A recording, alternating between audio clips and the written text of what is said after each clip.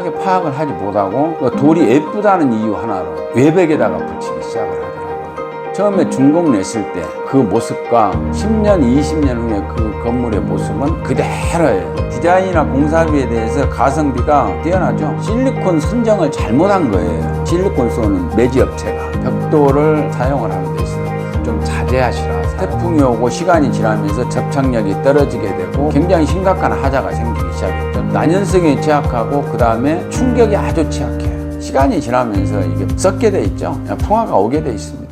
철근 콘크리트 공사가 마무리가 되고 나면은 그 다음 공정이 외벽 공사가 들어가게 돼 있습니다. 공정 순서에 의해 가지고 제가 설명을 드리는 거니까요. 건물 외벽 공사를 들어가게 돼 있는데, 건물 외벽 공사라고 하는 거는 사람으로 표현을 하면은 사람의 옷을 어떻게 입었냐 이렇게 표현을 하시면은 가장 이해가 빠르실 거예요. 그래서 우리 건물이 조금 느껴진다 그러면 주위의 건물이 어떤 컬러 톤으로 해서 어떤 자재를 썼냐 이런 것도 고려를 해 가면서 선정을 하면은 큰 실수가 없다. 대신에 전제 조건은 뭐가 있어야 되냐면은 자재를 선정하는 데 있어서는 건물의 난연성도 중요하고요. 그 다음에 내구성, 단열성, 물론 그 안에 단열 자재는 들어가게 돼 있습니다. 그러나 또 자재 자체에서 단열이 강화가 되면 그만큼 건물이 좋아지겠죠. 그 다음에 방수성, 그 다음에 조금 전에 설명을 드렸던 컬러 같은 것은 예술성이라고 표현을 해야 되겠죠. 이런 것을 고려해서 선정을 하면 실수가 그만큼 줄어들 것이다. 그래서 자재에 대해서는 여러 가지 자재가 있습니다. 제가 서두에 말씀을 드렸던 난연성, 내구성, 단열성, 방수성, 그 다음에 예술성을 전제해서 자재 하나하나에 대한 설명을 드리도록 하겠습니다. 자재가 이제 보통 석재가 있고요. 가장 많이 쓰면서 어떻게 보면은 선호도가 높은 석재가 있고, 그 다음에 벽돌이 있고, 그 다음에 징크 판넬이 있고, 그 다음에 스타코트. 옛날에 이제 드라이비트가 조금 진화된 것을 스타코트라 그래요. 그 다음에 노출 콘크리트가 있고, 그 다음에 사이딩. 사이딩은 두 가지가 있죠. 조금 더 다시 설명은 드리겠지만은 PVC 계열이 있고, 목재 계열이 있고요. 그 다음에 금속 패널이 있고, 이제 이런 것 등등이 있는데 오늘 쭉 이런 거에 대한 설명을 한번 드려보도록 하겠습니다. 석재 종류에는 여러 가지 돌이 있죠. 일반인들이 보통 생각하고 있는 이 석재는 그냥 돌 이렇게만 생각을 하잖아요. 절대 그렇지가 않습니다. 궁금하시면은 문의를 주시거나 오시면은 석재에 대한 다양성을 충분히 설명을 드릴게요. 뭐 이 동영상에서는 다 말씀을 드릴 수는 없고요. 석재 종류에는 뭐 크게 나눠서 현무암이 있고, 그 다음에 화강석이 있고, 사암이 있고, 그 다음에 인조대리석. 인조대리석이 이제 주로 사용을 하고 있는데, 석재 종류의 사암계통은 돌의 결을 그대로 살려주는 샌드스톤이라 그러죠. 모래가 오랜 동안 굳어가지고 그 결대로 따내는 것을, 자연미를 그대로 살려내는 것을 샌드스톤이라 그래요. 그 다음에 인조대리석이 있고, 이것을 뺀 나머지 돌, 현무암과 화강석에서는 두 가지로 크게 나눠요. 현무암과 화강석 안에는 여러 가지의 돌이 있습니다. 돌의 이름이 아주 다양해요. 컬러도 다양하게 있고요. 근데 여기에는 물갈기 돌이 있고 잔다듬 돌이 있죠. 남의 건물을 한번 보세요. 돌을 붙여놨는데 반질반질 하는 것을 물갈기 돌이라 그래요. 돌이 좀 오돌토돌하다. 그것은 그냥 돌을 석산에서 가져가서 붙이는 게 아니고 일부러 이렇게 잔다듬으로 이렇게 두들겨 가지고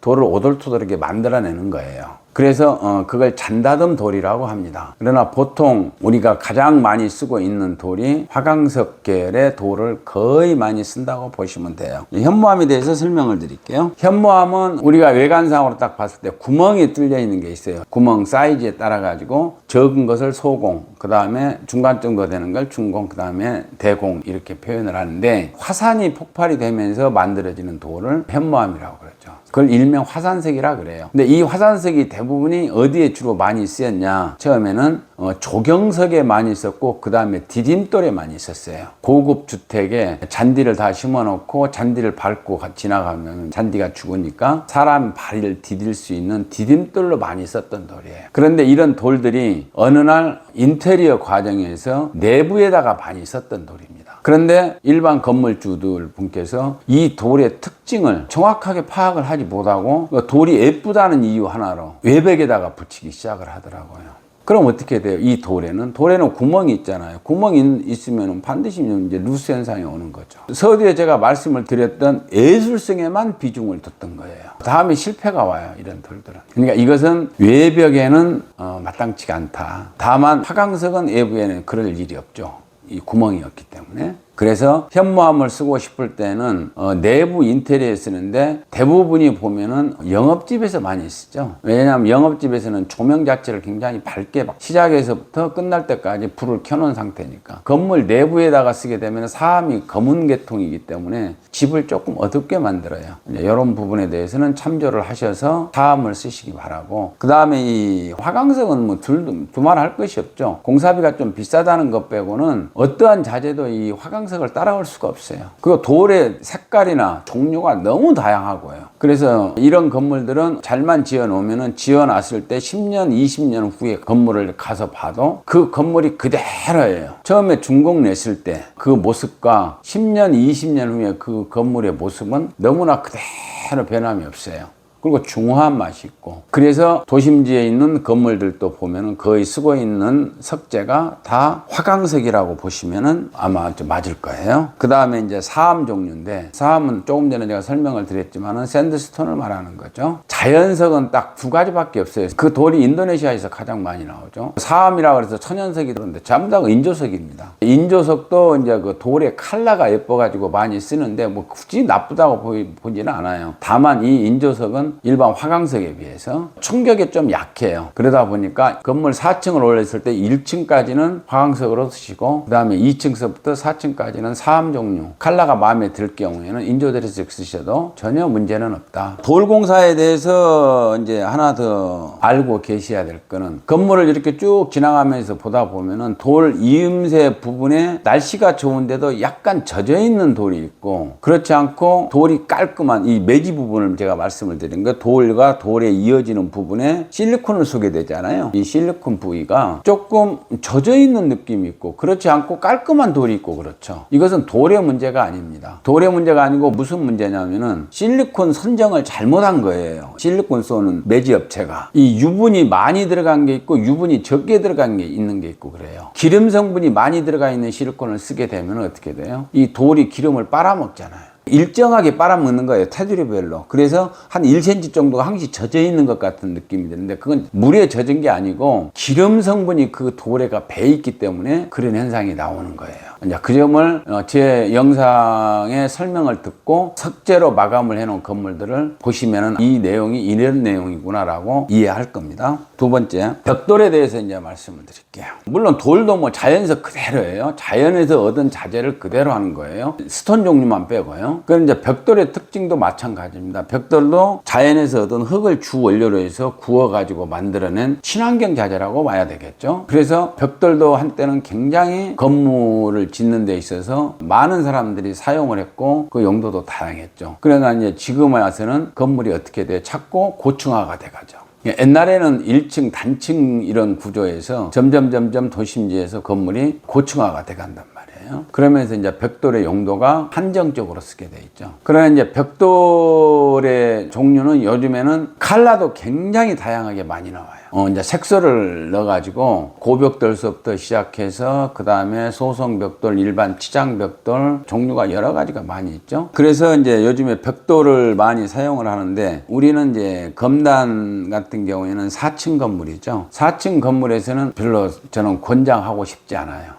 왜냐하면 벽돌은 한 켤을 한 장을 쌓고 그 위에다가 다시 사모래를 집어넣어요. 사모래는 습식이죠. 그럼 이 습식은 제가 말씀을 드렸죠. 이 사모래는 모래 쐬면 물이 들어가는 거예요. 몰탈이라고 그러죠. 몰탈은 모래 쐬면 물. 콘크리트는 여기에서 자갈이 하나가 더 추가가 되는 거고요. 그러면 이거는 전에 설명을 제가 드렸었죠. 물은 시간이 지나면서 자꾸 말라서 빠져나가게 돼 있죠. 그러면은 이 매지 부분에서 크랙이 발생이 돼요. 근데 이게 예를 들어서 단층, 1층 같은 정도면은 벽돌 자체 하중에서 물 누르는 그 하중을 이 매지가 충분히 견뎌내요. 그런데 2층 이상, 3층, 4층 올라가면은 저 위에서부터 받는 이 하중이 굉장하단 말이죠. 그래서 뭐 대학 건물에 그때 태풍 오고 비가 많이 왔을 때 외벽이 그때 5층인가 6층 건물이었죠. 측벽에 있는 벽돌이 한번 완전히 무너진 적이 있죠. 그렇기 때문에 이 높은 건물에서는 벽돌을 사용을 하는 데 있어서 좀 자제하시라. 다만 한 가지 방법은 있어요. 그게 뭐냐? 1층에서 슬라브 스라브를 벽돌 막 턱만큼 빼내주는 거예요. 학교 공사를 다 그렇게 하는 거예요. 학교 같은 경우에 보통 4층이나 5층 건물을 지을 때 벽돌을 다 돌리잖아요. 벽돌로 외벽을 하는데 그 특징이 있어요. 어떤 특징이 있냐면 각 층별로 스라브를 벽돌 두께만큼을 빼주는 거예요. 그래서 각 층마다 콘크리트면 위에다가 벽돌을 올리는 거예요. 그러면 결과적으로 벽돌의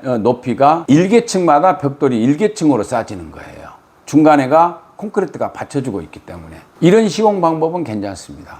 검단에도 주택 전용 부지가 있죠. 거기는 2층까지입니다. 2층 같은 경우에는 벽돌로 가지고 모양을 내고 충분히 가능하고 그쪽 건물에서는 저도 권장을 해드려요. 벽돌의 장점은 또 이제 뭐가 있냐면은 벽돌이 보통 두껍잖아요. 한 10cm 정도 되잖아요. 안에 단열재가 이미 돼 있는 상태에서 또 밖에다가 벽돌로 가지고 단열 효과랄지 내구성이랄지 그 다음에 난연성이랄지 이런 거에 대해서는 굉장히 우수한 자재다. 이렇게 보시면 됩니다. 다음에는 이제 징크죠. 징크 자재는 아연이나 티타늄 소재에다가 칼라를 이제 코팅을 입혀 놓았다고 보시면 돼요.